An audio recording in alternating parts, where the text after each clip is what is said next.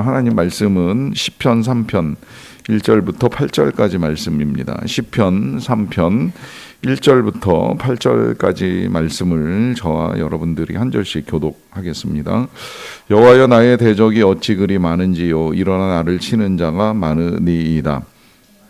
사람이 있어 나를 가르쳐 말하기를 저는 하나님께 도움을 얻지 못한다 하나이다. 여호와여, 주는 나의 방패시요 나의 영광이시요 나의 머리를 드시는 자이시니이다.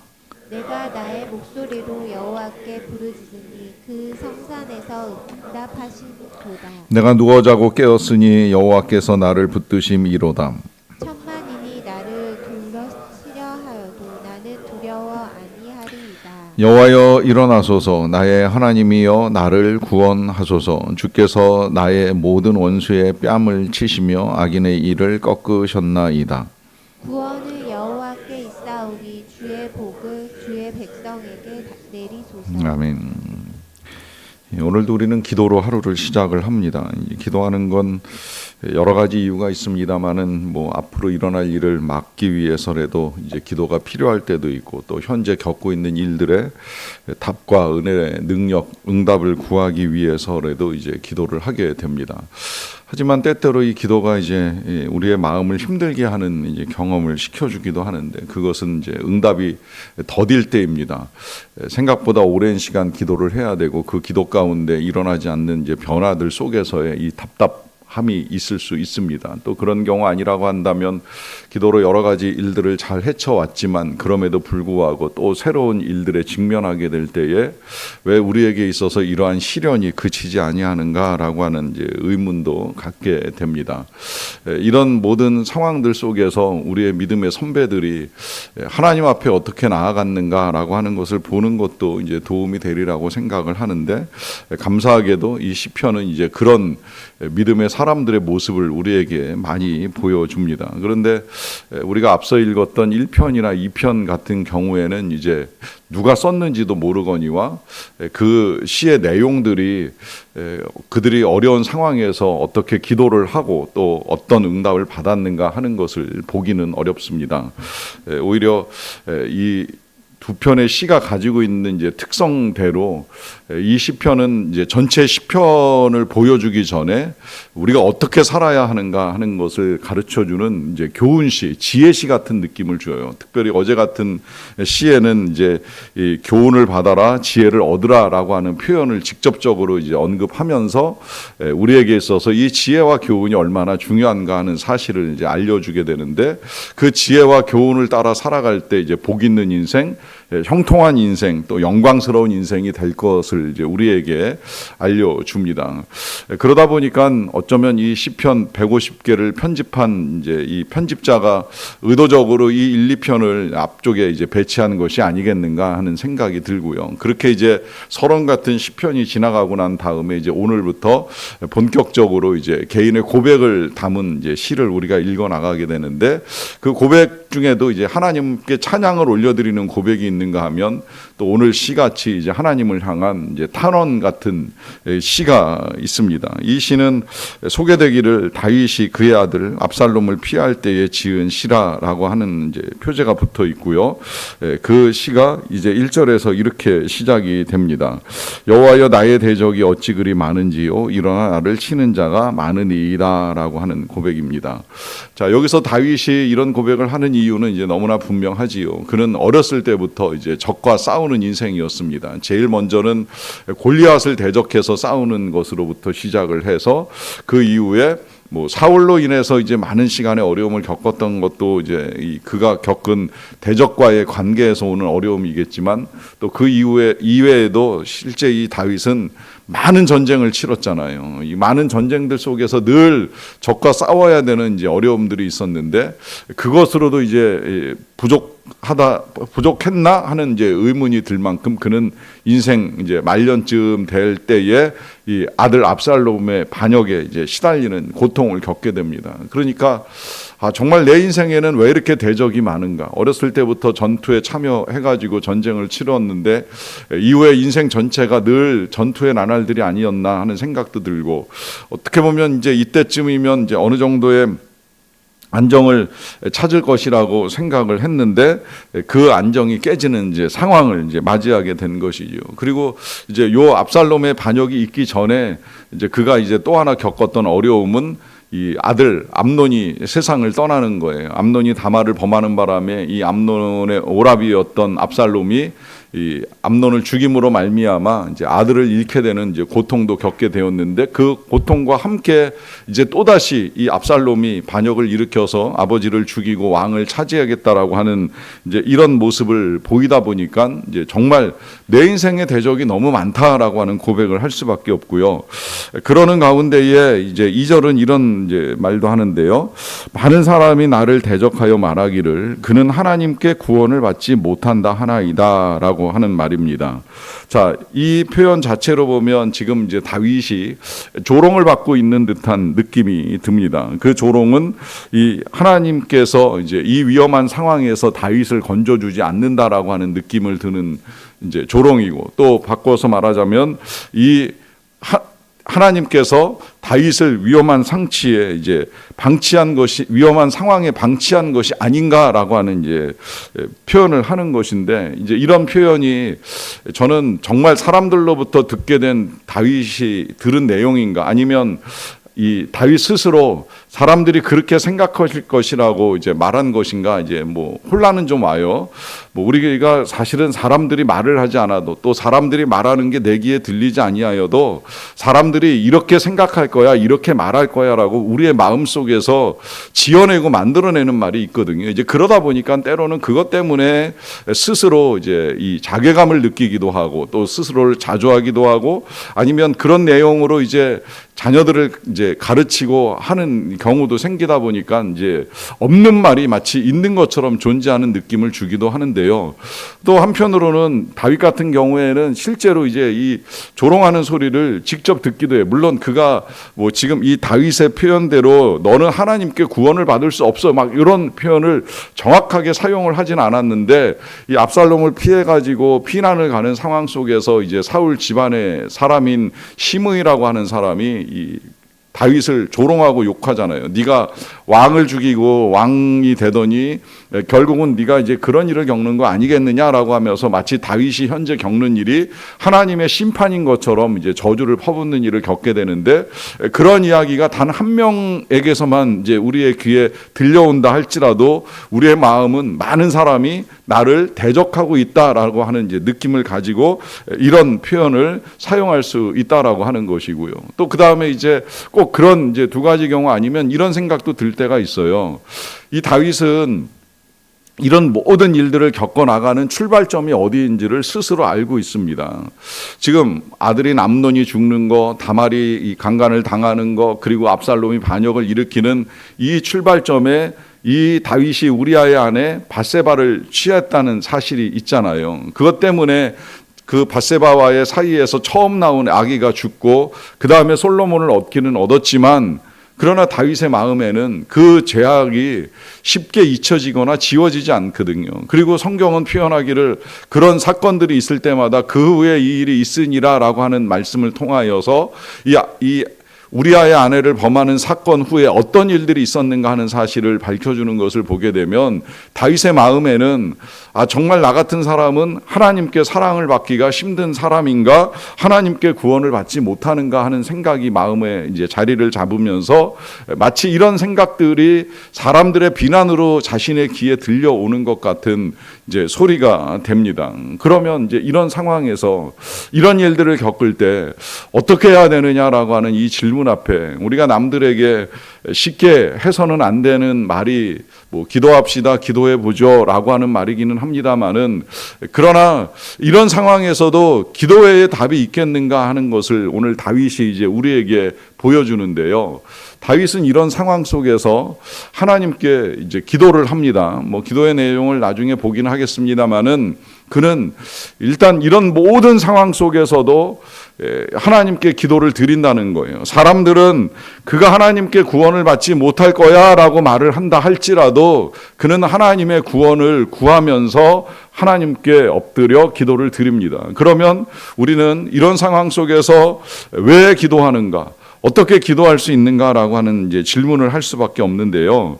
먼저 3절에서 다윗은 이런 고백을 합니다. 여호와여 주는 나의 방패시요 나의 영광이시요 나의 머리를 드시는 자니시다 합니다. 자, 여기 다윗이 첫 번째 하는 고백, 그건 하나님이 자신의 방패다라고 하는 고백을 합니다. 이 고백이 뭐 단순하게 활과 창을 막아내는 방패로서의 이 하나님을 표현하는 이제 좋은 표현이긴 합니다만은 다윗에게 있어서는 단순한 고백이 아니지요. 왜냐하면 그는 수없이 많은 칼과 창을 피해 살아온 인생입니다. 어떤 경우에는 창이 자신을 향하여 날아오는 것을 이제 피하는 상황도 여러 번 있었잖아요. 그런데 그런 상황 속에서 자신이 피하였다라고 생각을 하는 것이 아니라 하나님이 피할 수 있는 능력을 주시고 또 하나님이 막아주셨기에 그 모든 전쟁 같은 상황들 속에서 목숨을 건지고 여기까지 이를 수 있었다라고 하는 것이고요.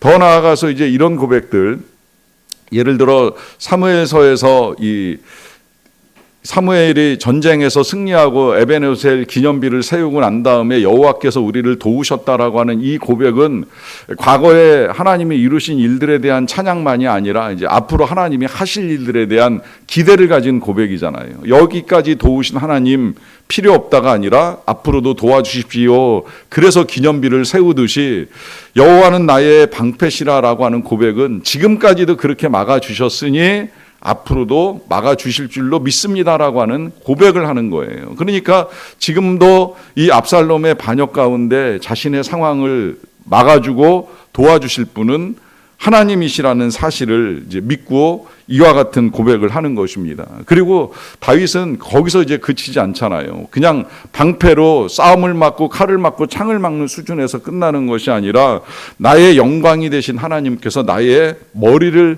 드실 것에 대한 고백을 합니다. 머리를 든다는 건 명예를 회복하는 거예요. 지금 어떻게 보면 상당히 수치스러운 상황입니다. 왜냐하면 왕이 쫓겨가고 있잖아요. 그것도 아들에게 쫓겨가고 있잖아요. 이게 쫓겨가는 상황이 다른 대적이라면 싸움이라도 좀 한번 해보고 뭐 죽든지 살든지 부딪혀 볼 일인데 아들하고는 싸울 수가 없는 거예요. 왜냐하면 아들하고 싸워 이긴다는들 아버지가 무슨 명예를 얻겠습니까? 이게 이제 부모의 어려움 아니에요. 그래서 자식을 이기는 부모가 없다는 말을 하는 것이 자식 이겨서 영광과 명예를 얻을 부모가 어디 있겠어요. 그러니까 부모는 고통스러운 마음으로 참아낼 수밖에 없는데 결국 그 상한 부모의 심령을 회복시켜주고 명예를 다시 세워줄 수 있는 분이 하나님이시라는 사실, 그것이 어떻게 이루어질지는 알 수 없지만 하나님께서 나의 영광이요 나의 머리를 드시는 자로 이제 그렇게 하나님을 고백하면서 이제 하나님께 부르짖고 기도를 합니다.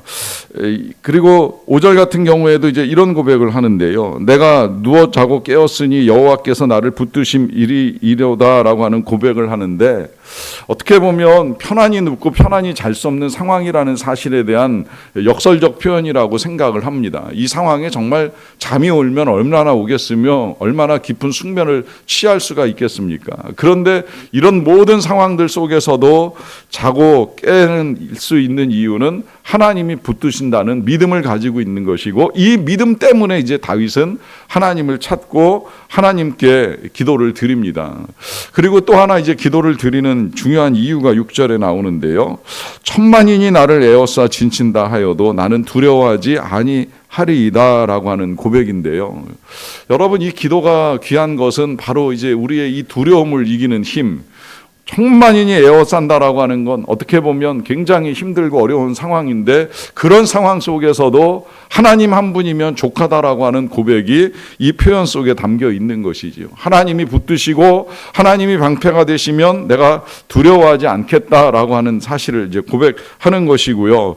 그와 더불어서 지금 자신이 처해 있는 상황 속에서 하나님만이 자신의 유일한 구원자가 되신다는 사실을 이제 믿는 믿음의 고백이 함께 담겨 있습니다. 그러다 보니까 이제 이와 같은 고백과 함께 7절에서 이제 그가 실제로 이제 기도를 합니다. 여호와여 일어나소서라고 하는 고백인데 일어나라고 하는 이 표현의 의미는 하나님을 깨우는 고백이 아니잖아요. 하나님이 보좌에서 일어나셔서 일해 주시기를 원하는 고백이에요. 그리고 나의 하나님이여 나를 구원하소서라고 하는 이제 기도를 드리는데 이 기도에 또 하나의 이유가 연결됩니다. 주께서 나의 모든 원수의 뺨을 치시며 악인의 일을 꺾으셨나이다라고 하는 고백. 이게 이제 또 하나의 기도의 이유가 되는데 그것은 지금까지 모든 원수의 뺨을 하나님이 치셨다라고 하는 거예요. 혹 악인이 사나운 일을 드러내고 포악하게 다윗을 향하여 덤벼들 때에도 하나님이 그 모든 것들을 꺾어내신 분이시다라고 하는 고백을 통하여서 그는 우리가 하나님께 왜 기도해야 되는지에 대한 이유를 분명하게 밝혀주고 있습니다. 그것은 지금까지의 모든 일들을 막으시고 도와주신 분이 하나님이시기 때문입니다. 대적이 많다는 건 그만큼 원수도 많다는 것인데 그 모든 원수들을 하나님이 지금까지 물리쳐 주셨다라고 하는 사실을 다시 한번 확인하면서 이 다윗은 이후에 이제 벌어지는 일들 속에서도 하나님이 하실 것을 기대합니다. 여러분 여기에 이제 우리가 기도하는 이유가 들어 있습니다. 기도는 우리가 처해 있는 상황의 모든 것들을 하나님께 의탁하고 맡기며 나아가는 것입니다. 혹 기도를 하면서 시간이 길어지고 응답이 더뎌서 답답하고 괴롭다는 마음이 드신다면 한 번쯤 돌아보십시오. 나의 인생을 내가 어떻게 걸어왔는가? 여러분 쉬우셨습니까? 다 어렵다고 생각하시잖아요. 혹 지금도 힘드실 수 있는데 뭐 저도 쉽지 않았던 상황들이 늘 있었습니다. 그런데 지금 이 자리에 서 있을 수 있는 이유는 그 모든 상황들 속에서 하나님이 방패가 되어주시고 때로는 정말 하나님이 막아주시고 하나님이 도와주심으로 오늘에 이룰 수 있다라고 하는 확신을 가지고 있습니다. 그렇게 우리를 도우시는 하나님은 앞으로도 함께 하실 것입니다. 그러하기에 늘 하나님이 함께 하신다라고 하는 분명한 믿음을 가지고 기도하는 가운데에 하나님의 구원을 경험하는 저와 여러분 다 되시기를 간절히 축원합니다. 기도하겠습니다. 사랑과 은혜가 풍성하신 아버지 하나님 감사합니다. 오늘도 하나님의 은혜 가운데 하루를 열게 하여 주셔서 감사드립니다. 이 하루를 시작하며 우리가 기도를 드리는 것은 여러 가지 은혜가 필요하기 때문입니다. 하나님 이 은혜는 앞으로 일어날 일들을 막아주는 예방적 은혜도 필요하지만 또 현재 겪고 있는 일들에 대한 처방적 은혜도 필요하기에 그 은혜를 오늘도 구하며 나아갑니다. 하나님 기도하는 모든 주의 백성들에게 주의 은혜를 내려 주시옵소서. 주의 응답의 역사가 나타나게 하여 주시옵소서. 주의 도움의 손길을 베풀어 주시기를 원합니다. 하나님의 은혜 가운데 건짐받고 다시 하나님께서 하셨다라고 하는 믿음의 고백과 찬양을 하나님께 올려드릴 수 있도록 도와주시옵소서. 그렇게 믿음을 가지고 오늘도 하루를 열면서 주의 은혜를 구하는 주의 백성들의 삶에 필요한 은혜를 내리워 주시기를 원합니다. 하나님 때때로 우리도 다윗처럼 우리의 입술에서 이런 고백이 나옵니다. 왜 그렇게 인생이 힘든지요? 왜 그렇게 끊임없이 일들이 터지는지요?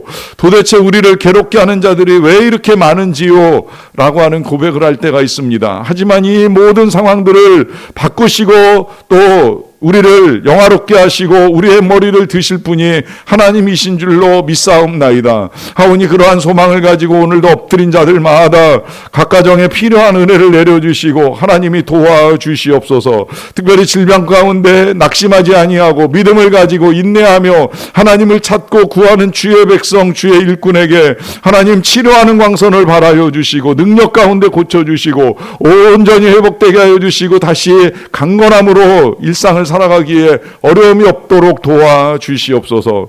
특별히 우리 장로님 그리고 선교사님들 많은 교우들이 그런 어려움 속에서 하나님의 온전한 치유하심을 경험하고 건강을 회복하고 나아갈 수 있는 은혜를 누리게 도와주시옵소서. 자녀들로 인하여 눈물을 흘리는 부모님들의 그 애달픔을 누구보다도 우리 하나님께서 아실 줄로 믿사옵나이다. 자녀로 인하여 여러 번 눈물을 흘렸던 다윗의 애달픈 호소를 들으신 하나님께서 여러 가지 문제를 푸시며 끝내 하나님의 선한 일들을 이루신 것처럼 우리 교우들의 가정에도 필요한 은혜를 베풀어 주시어서 여러 가지 선한 역사들이 나타날 수 있도록 도와주시고 그 모든 일들로 말미암아 오늘 흘린 눈물을 닦아주시고 괴로움이 변하여 즐거움이 되고 슬픔이 변하여 기쁨이 되는 아름다운 역사들을 이루어 갈 수 있도록 도와주시옵소서. 주시옵소서. 아버지 하나님, 성경학교를 위하여 땀 흘리고 또 선교를 위하여 열심을 다해 준비하는 사람들이 많이 있사옵나이다. 어떤 것도 떼지 아니하게 하여 주시고 이 모든 수고와 기도를 통하여서 다음 세대를 세워나가고 선교사들을 세워나가는 아름다운 역사들을 이루어 갈 수 있도록 도와주시옵소서. 하나님, 우리나라가 아직도 정치적으로 또 사법적으로 그리고 경제적으로 얼마나 혼란한 상황에 있는지 모릅니다. 주가는 올라가고 내려가고 반복하는 가운데에 경제적으로 어려움을 겪는 사람들이 점점 더 많아지고 물가고 때문에 시달리는 사람들도 늘어나고 있는데, 이 모든 상황들 속에서 정치하는 사람들이 정말 국민의 안정과 또 발전을 위한 선한 판단과 결정들을 이루어 갈 수 있도록 지혜를 더하여 주시기를 간절히 원합니다. 그리하여서 매번의 어려움을 국민적 지혜로 잘 극복해 왔던 것처럼 이번에도 하나님의 은혜 가운데 극복되는 역사가 나타날 수 있도록 도와주시기를 간절히 원합니다. 모든 영광 우리를 다스리시는 하나님 홀로 받으시기를 원하옵고 감사드리며 예수님의 이름으로 기도하옵나이다. 아멘. 하늘에 계신 우리 아버지,